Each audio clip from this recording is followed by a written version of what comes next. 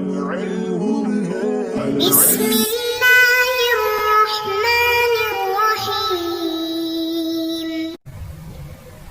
اللهم صل على سيدنا ومولانا محمد أفضل صلواتك بعدد معلوماتك وبارك وسلم وصل عليه. بسم الله الرحمن الرحیم. عزیز طلباء کرام، مختارات من ادب العرب سے بحمد اللہ تعالی آج ہمارا 41واں سبق ہے، اور آج کا مضمون، اس کا عنوان ہے مقتل عمر بن الخطاب رضی اللہ تعالی عنہ، یعنی حضرت عمر رضی اللہ تعالی عنہ، عمر بن الخطاب رضی اللہ تعالی عنہ کی شہادت. عمر بن خطاب رضی اللہ تعالی عنہ، جیسے کہ آپ حضرات کو اندازہ ہو رہا ہے کہ نام ان کا عمر تھا، اور ابو حفص ان کی کنیت تھی، لقب ان کا فاروق، والد کا نام خطاب، اور والدہ ماجدہ کا نام خاتمہ تھا. نسب کے اعتبار سے 8ویں پشت پر یہ حضور صلی اللہ علیہ وسلم کے ساتھ ان کا نسب وہ ملتا ہے. تو نسب ان کا کچھ یوں ہے: عمر بن خطاب بن نفیل بن عبد العزى ابن رباح ابن عبداللہ ابن قرط ابن رزاح ابن عدی ابن کعب ابن لوئی پر آ کر ان کا نسب پھر حضور صلی اللہ علیہ وسلم کے ساتھ مل جاتا ہے. حضرت عمر رضی اللہ تعالیٰ عنہ ایمان لانے کے اعتبار سے بنا بر اختلاف 39 یا 40ویں نمبر پر مسلمان ہوئے ہیں، لیکن اہل سنت والجماعت کا یہ مسلم اور متفق علیہ عقیدہ ہے کہ حضرت ابوبکر صدیق رضی اللہ تعالیٰ عنہ کے بعد تمام صحابہ کرام میں سے سب سے افضل صحابی حضرت عمر بن خطاب رضی اللہ تعالیٰ عنہ ہے. اور یہی وجہ ہے کہ حضرت ابوبکر صدیق رضی اللہ تعالیٰ عنہ نے وفات کے وقت اپنے بعد ان کا انتخاب خلافت کے لیے کیا تھا، اور فرمایا تھا کہ میں نے اس زمین پر رہنے والے سب سے بہترین انسان کا انتخاب یہ فرمایا، یعنی کہ اگر اللہ نے مجھ سے پوچھا کہ کس کو پیچھے چھوڑ کے آئے ہو تو میں کہوں گا کہ زمین پر آپ کے سب سے بہترین اور سب سے اعلیٰ بندے کو ان کا نگران چھوڑ کے آیا ہوں. تو اس لحاظ سے حضرت عمر بن خطاب رضی اللہ تعالیٰ عنہ بہت بڑی فضیلت کے حامل تھے. حضرت ابن مسعود رضی اللہ تعالیٰ عنہ کی ایک روایت ہے ان کے بارے میں کہ جب سے عمر بن خطاب رضی اللہ تعالیٰ عنہ مسلمان ہوئے ہیں، ہم نے عزت کے سوا اور کچھ نہیں دیکھا. یعنی اسی دن سے، جس دن سے حضرت عمر بن خطاب رضی اللہ تعالیٰ عنہ مسلمان ہوئے، اللہ تعالیٰ نے مسلمانوں کے اوپر عزتوں کے در کھول دیے. تو یہ انہی کے بارے میں ہے. یکم محرم الحرام کو ان کی شہادت فاجعہ کا واقعہ پیش آیا. فیروز لؤلؤ ملعون نے ان کو وہ خنجر مارا تھا. تو اسی کے بارے میں انشاءاللہ العزیز یہ درس ہے، اور اب بڑھتے ہیں اپنے اگلے سلائیڈ اور سبق کی طرف. قال عمرو بن میمون انی لقائم ما بینی وبینہ یعنی عمر الا عبداللہ بن عباس رضی اللہ تعالی عنہما غداة اصیبہ. عمرو بن میمون فرماتے ہیں کہ میرے اور حضرت عمر رضی اللہ تعالی عنہ کے درمیان کہ جس دن ان کو شہید کیا جانا تھا، عبداللہ بن عباس رضی اللہ تعالی عنہما کے سوا اور کوئی نہیں تھا. یعنی ان کے اور میرے بیچ صرف عبداللہ ابن عباس رضی اللہ تعالی عنہ تھے. وکان اذا مر بین الصفین، اور حضرت عمر رضی اللہ تعالی عنہ کی عادت یہ تھی کہ جب صفوں کے درمیان سے گزرتے تھے قال استو، تو فرماتے تھے کہ صفیں سیدھی کر لو. حتی اذا لم یر فیہن خللا تقدم فکبر، پس جب اس میں کچھ خلل باقی نہیں رہتا یا نہیں دیکھتے اس میں کچھ خلل، تو آگے بڑھتے اور نماز کے لیے تکبیر کرتے. وربما قرأ بسورة یوسف او النحل او نحو ذلك في الرکعة الأولى. آپ کی عادت مبارکہ یہ بھی تھی کہ پہلی رکعت میں سورہ یوسف اور سورہ نحل یا اس جیسی کوئی دوسری لمبی سورت پہلی رکعت میں پڑھتے. حتی یجتمع الناس فما هو الا ان کبر. بس یہاں تک کہ لوگ جمع ہو جاتے. آج کے دن کیا ہوا؟ فما ہوا الا ان کبر، کہ نہیں تھا کہ مگر یہ کہ انہوں نے صرف تکبیر پڑھی. فسمعتہ یقول، پھر اس کے بعد میں نے یہ بات سنی ان کے منہ سے، قتلنی، کہ مجھے قتل کر دیا، او اکلنی الکلب، یا مجھے ایک کتے نے کاٹا.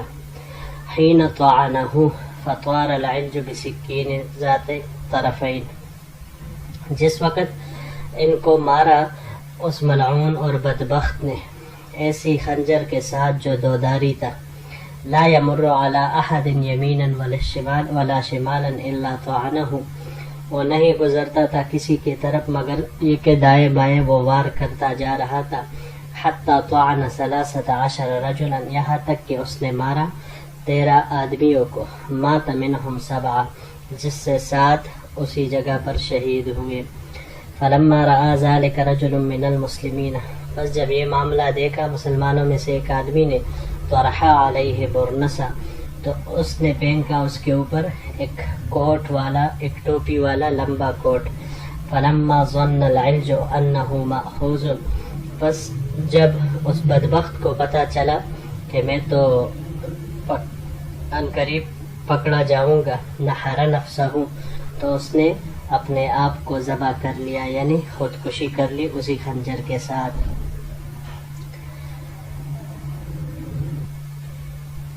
یہاں پر یہ 3 لفظ ہے جو تحقیق الطلب ہے. پہلا اس میں سے طعنہ، طعنہ یہ باب نصرہ سے مصدر اس کا طعنن آتا ہے. طعن یطعن طعنا، نیزہ مارنا یا چبھونے کے معنی میں. اور اسی طرح باب فتح سے بھی اس کا مصدر طعنان آتا ہے. طعنن یہ باب نصر اور فتح دونوں سے آ سکتا ہے. طعنانن جب آ جائے تو طعنانن اس کا معنی ہوگا غیب لگانا. اس کے علاوہ اس کو ہم باب تفاعل سے بھی لے سکتے ہیں. تطاعنن، تطاعن تطاعن تطاعنن، ایک دوسرے کو نیزہ مارنا. اس معنی میں آتا ہے کہ جب 2 مقابل ایک دوسرے کے ساتھ لڑتے ہیں اور نیزہ مارتے ہیں، اس معنی میں اس کا استعمال پھر آتا ہے. دوسرا لفظ ہے العلج. علج، علج اصل میں عرب اس غیر مسلم کو کہتے تھے جو باہر سے آیا ہوتا تھا. تو مطلب اس سے مراد ہر وہ عجمی ہے جو عرب میں ہوتا تھا، ان کے کام کاج وغیرہ کرتا تھا. اس کی جمع علوج یا اعلاج آتی ہے. عالجہ یہ باب نصرہ سے عالجن، معنی اس کا آتا ہے معالجہ میں غالبانہ. عالجہ یعالج علجن، معالجہ میں غالبانے کے معنی میں. اور باب سمعہ سے اگر اس کو ہم لے عالجن بفتح اللام، لام کے فتحہ کے ساتھ، نصب کے ساتھ، تو پھر اس کا معنی ہوگا مضبوط ہونا. اس کے علاوہ یہ باب استفعال سے استعلاجن، موٹا ہونے کے معنی میں یہ آتا ہے. اور اس کے علاوہ باب مفاعل سے بھی اس کو استعمال کیا جا سکتا ہے، معالجتن، بیمار کا علاج کرانے کے معنی میں. یہ تیسرا لفظ اس سلائڈ کا برنسن. برنس اصل میں وہ یہ عرب اس وقت استعمال کرتے تھے، پہنتے تھے. ایک لمبی سی ٹوپی ہوتی تھی جو وہ استعمال کرتے تھے. آج کل کے حساب سے جو یہ لمبے کوٹ ہوتے ہیں یا چھوٹے میں بھی ہوتی ہے جس کے ساتھ اپنی وہ ٹوپی منسلک ہوتی ہے، تو اس جیسی کوئی چیز تھی جس سے وہ استعمال کرتے تھے. تو شخص مسلمانوں میں سے اس نے جب یہ معاملہ دیکھا تو اس کے اوپر یہ کوٹ جو ٹوپی والا تھا یا جو پوشاک تھا، جو بھی تھا بہرحال اس وقت کے حساب سے، تو اس نے اس کے اوپر وہ پھینکا اس کو پکڑنے کے لیے اور یہ کہ دوسرے لوگوں کو اس کے وار سے بچانے کے لیے.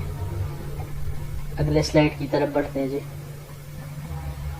وتناول عمر رضی اللہ تعالی عنہ ید عبد الرحمن بن عوف رضی اللہ تعالی عنہ فقدمہ اے للامامت.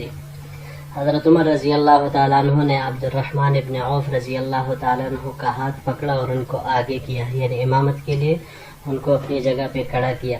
فمن یلی عمر، پس جو حضرت عمر رضی اللہ تعالیٰ عنہ کے نزدیک تھے یعنی پہلے صف میں تھے، فقد رأى الذی ارى، بس انہوں نے وہ دیکھا جو میں نے دیکھا.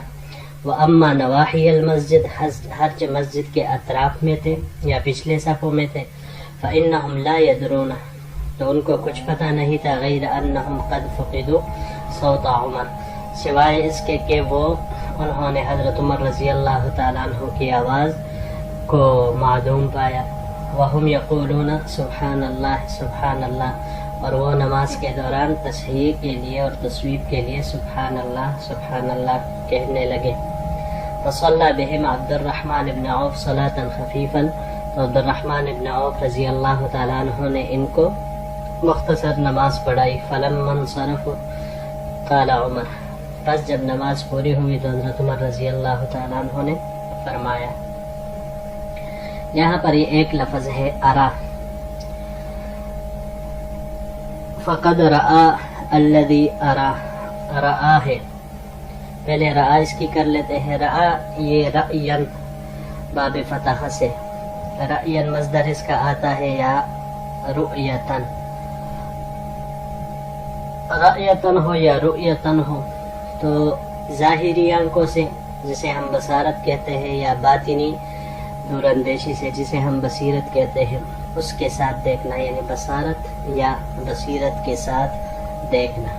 اور اگر اس سے رأین مصدر آ جائے رأین، تو پھر اس کا معنی ہوگا پیپڑوں پہ مارنا، اس معنی میں یہ پھر استعمال ہوتا ہے. باب افعال سے اگر اس کو ہم لیں تو باب افعال سے اراء دکھانے کے معنی میں یہ آتا ہے، اور باب تفعیل سے ترئیتن تو خلاف حقیقت دکھانے کے معنی میں یہ آتا ہے. اس کے علاوہ اس کو ہم باب استفعال سے بھی لے سکتے ہیں، استرائین، استرائین مطلب دیکھنے کی خواہش کرنا، اس معنی میں یہ استعمال ہوگا. جی تو بڑھتے ہیں اگلے سلائیڈ کی طرف. حضرت عمر رضی اللہ تعالیٰ عنہ نے کہا یا ابن عباس انظر من قتلنی، اے ابن عباس دیکھو مجھے کس نے قتل کیا. قال فجال ابن عباس ساعتا ثم جاء، حضرت عبداللہ ابن عباس رضی اللہ تعالیٰ عنہ تھوڑی دیر گھوم کر پھر واپس آئے. فقال، اور فرمایا غلام المغیرہ، مغیرہ رضی اللہ تعالیٰ عنہ کے غلام نے. قال الصنع، یعنی وہ کاریگر، وہ ماہر بندہ. قال نعم، انہوں نے کہا جی ہاں. قال قاتلہ اللہ، حضرت عمر رضی اللہ تعالیٰ عنہ نے فرمایا اللہ اس کو ہلاک کرے. لقد امرت به معروفا، میں نے تو اس کو بہترین بات کہی تھی، یعنی میں نے اس کے ساتھ نیکی کا معاملہ کیا تھا، میں نے اس کو اچھی بات کا حکم دیا تھا اور اس نے ایسے کام کیا. اصل میں یہ اس بات کی طرف اشارہ ہے کہ حضرت عمر رضی اللہ تعالیٰ عنہ نے اس کو کہا تھا کہ ایک چکی بناؤ، چکی بنانے کا انہوں نے ان کو حکم دیا تھا تاکہ اس سے اس کو آمدنی ہو. تو حضرت عمر فرماتے کہ اشارہ ان کا اسی بات کی طرف ہے. پھر حضرت عمر رضی اللہ تعالیٰ عنہ فرمانے لگے الحمدللہ الذی، تمام تعریفیں اس اللہ کے لیے ہے، لم یجعل میتتی بید رجل یدعی الاسلام، کہ میری موت کسی ایسے انسان کے ہاتھوں نہیں ہوئی جو اسلام کا دعوے دار ہو، یعنی کسی مسلمان کے ہاتھوں میری موت نہیں لکھی. قد کنت انت و ابوک تحبان ان تکثر العلوج بالمدینہ. حضرت عمر حضرت عبداللہ ابن عباس اور حضرت عباس رضی اللہ تعالیٰ عنہ کی طرف کہنے لگے کہ آپ اور آپ کے والد، آپ اس بات کو پسند کرتے تھے دونوں کہ مدینہ منورہ میں عجمی غلام زیادہ ہو. وکان العباس اکثرهم رقیقا، اور حضرت عباس رضی اللہ تعالیٰ عنہ کے پاس غلام بہت زیادہ تھے. فقال ابن عباس رضی اللہ تعالیٰ عنہما، تو حضرت عبداللہ ابن عباس رضی اللہ عنہما نے ان سے کہا ان شئت فعلت، اے ان شئت قتلنا، کہ اگر آپ چاہتے ہیں تو ہم ایسے کر دیتے ہیں، یعنی اگر آپ چاہتے ہیں تو ہم ان غلاموں کو قتل کر دیتے ہیں جو باقی بچے ہوئے ہیں، اس کے بدلے میں ان کو قتل کر دیں گے۔ قال کذبت، حضرت عمر رضی اللہ تعالیٰ عنہ نے فرمایا کہ یہ غلط بات ہے، جھوٹ بولا، یعنی غلط بات ہے۔ بعد ما تکلموا بلسانکم، بعد اس کے کہ وہ تمہاری ہی زبان میں باتیں کر رہے ہو تمہارے ساتھ، وصلوا قبلتکم، اور تمہارے ہی قبلے کی طرف نماز پڑھتے ہو، وحجوا حججکم، اور تمہارے ساتھ ہی حج تمہاری طرح ادا کرتے ہو۔ مطلب یہ ہے کہ مسلمان ہونے کے بعد وہ سب کچھ تمہارے طرح ہی کرتے ہیں، تو اب ان کے ساتھ ایسا کرنا یہ بہت ہی غلط بات ہے۔ فاحتمل الى بیتہ رضی اللہ عنہ فانطلقنا معہ، تو حضرت عمر بن میمون فرماتے ہیں کہ اس کے بعد حضرت عمر رضی اللہ تعالی عنہ کو اٹھا کر ان کے گھر لے جایا گیا اور ہم بھی ان کے ساتھ چلے۔ قال وَكَأَنَّ النَّاسَ لَمْ تُصِبْهُمْ مُصِيبَةٌ قَبْلَ يَوْمَئِذٍ، اور حضرت عمر بن میمون فرماتے ہیں کہ گویا لوگوں کی حالت ایسی تھی کہ ان پر اس سے پہلے کوئی ایسی مصیبت ہی نہیں آئی تھی۔ فَقَائِلٌ يَقُولُ، تو ایک کہنے والا ان میں کہہ رہا تھا، اصل میں لوگ تشویش میں مبتلا تھے، کچھ کا خیال تھا کہ حضرت عمر بچ جائیں گے، عافیت والی صورتحال ہے، اور کچھ کا خیال یہ تھا کہ حضرت عمر رضی اللہ تعالیٰ عنہ بچنے والے نہیں ہیں، تو اسی حالت میں لوگ اس کشمکش میں مبتلا تھے۔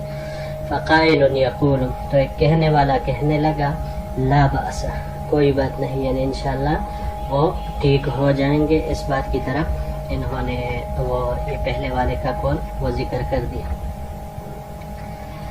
اچھا جی، یہاں پر یہ الصنع سلائیڈ میں صنع، یہ صناعت، صنع ماہر کو کہتے ہیں، تو اس کو جب ہم باب فتح سے لے تو باب فتح سے لینے کی صورت میں صنعا مصدر بھی اس کا آ سکتا ہے، اور صنعا دونوں طرح کا بفتح الصاد اور بضمها دونوں استعمال ہو سکتے ہیں۔